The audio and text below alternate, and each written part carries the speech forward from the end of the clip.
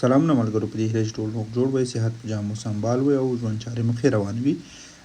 په دې ویډیو کې په دې غږیږو چې څنګه ځان ته د بروکر اکاونټ جوړ کړو، په هغه کې ډیپازیټ اپشنونه څنګه دي، څنګه د MT5 اکاونټ جوړ کړو، څنګه خپل ځان ته اسلامیک اکاونټ جوړ کړو او ورسره څنګه ویریفای کړو، کوم اصول دي. تر ټولو لومړی دا چې دا ویډیو د معلومات دپاره ده. بروکر چې موږ معرفي کوو په دې کې موږ خپل ټریډ ترسره کوو، ګټه ترېنه اخلو، تاسې هم کولی شئ ګټه ترېنه واخلئ. نو راځو اول موږ دلته تاسې خپل ریفرل لینک باندې کلیک ترسره کوو. دا زموږ او تاسې د بروکر ریفرال لینک دی. کله چې موږ په دې کلیک کوو نو موږ او تاسې به راشو د ایکسکلوسیو مارکیټ مین پیج او یا هم صفحې ته. په دې صفحه کې موږ دلته لږ انتظار کوو تر څو موږ او تاسې وریفیکیشن ترسره شي. وریفیکیشن نه وروسته موږ او تاسې مین پیج ته راشو تر څو ځان ته اکاونټ وکړو. لومړی که چېرته موږ تاسو ګورو دلته موږ سره یو لاګین دی، یو رجسټر دی. نو که چېرته تاسې دلته رجسټر جوړوئ او رجسټر باندې کار سره کوئ، نوی اکاونټ جوړوئ، نو تاسې دلته باید خپل نوم او شیان منظم ټول اول نه تر اخره ورکړئ. دلته موږ او تاسې خپل ډیټیل ټول ورکوو او په دې ډیټیل کې موږ او تاسې خپل د ځان لپاره نوم ورکوو، کوم چې زموږ په ډاکومنټو کې دی، پاسپورټ کې، تذکره کې، هر شي کې چې وي، لاندې تخلص ورکوو، د هغه نه وروسته خپل ایمیل ادرس ورکوو، کوم هېواد کې چې هغه نمبر ورکوو، ورسره هغې تلیفون نمبر د هېواد ورکوو او لاندې ځان لپاره یو پاسورډ انتخابوو کوم چې موږ د لاګین لپاره انتخابوو. کله چې موږ په کریټ اکاونټ کلیک کوو نو موږ اکاونټ به جوړ شي او زموږ ایمیل ته به یو کوډ راشي. نو راځئ لاړ شو د ایمیل نه کوډ د ځان لپاره راواخلو او دلته یې ویریفای کوو چې کوم دلته موږ ته تیار راغلی دی.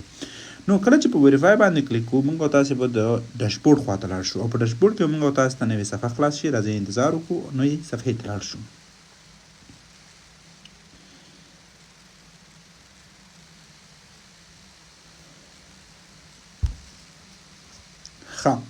زموږ سره نوی اکاونټ دلته خلاص شو. کله چې موږ اکاونټ لاګین کړو نو دلته موږ او تاسې لپاره یو مینیو خلاصیږي چې دا باید موږ منظمه ډکه کړو.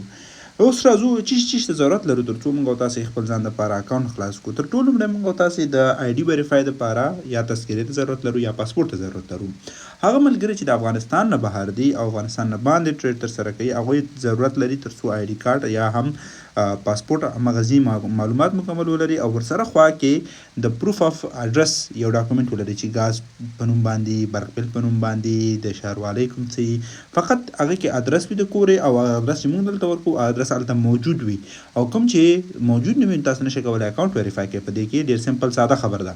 ولې هغه کسان چې بیا په افغانستان کې دي هغوی دپاره خوشخبري ده چې تاسې کولی شئ حد اقل د $300 په ډیپازیټ باندې د پروف اف اډرس نه تیر شئ، ضرورت ورته پیدا نه کوي او اکاونټ مو د فقط د آی ډي کارت یا تذکرې سره ویریفای کوي. نو راځو موږ او تاسې دلته یو برډے ورکوو. خپل برډے باید چې کوم په ډاکومنټو کې ده ځکه موږ او تاسې به آی ډي کارت ورته پوسټ کوو.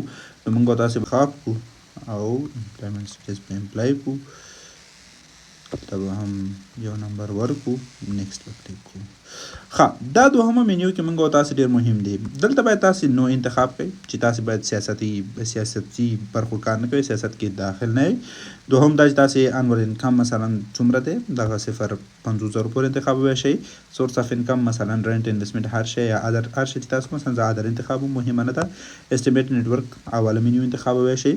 ټریډینګ اکاونټ د څه دپاره انتخابوو؟ د ټریډینګ پروفیټ دپاره انتخابوو او موږ د انویسټمنټ رینج څومره دی همدغه اول انتخابوو. خلاص. نو اوس موږ او تاسې ځو دلته نو موږ او تاسې نه چې شی غواړئ ډاکومنټ غواړئ. کله چې موږ او تاسې خپل آی ډي کارت اپلوډ ډاکومنټ باندې کلیک کوو باید آی ډي کارت ورکړو او ورسره د پاسپورټ یا هم د پروف اف ادرس ډاکومنټ مو ورکړو چې موږ او تاسې اډ شو خلاص ګټه ترېنه واخلو. نو زه دا چې اکاونټ لرم دلته ضرور نه چې بیا هم زه خپل اکاونټ ته راشم او بیا اډ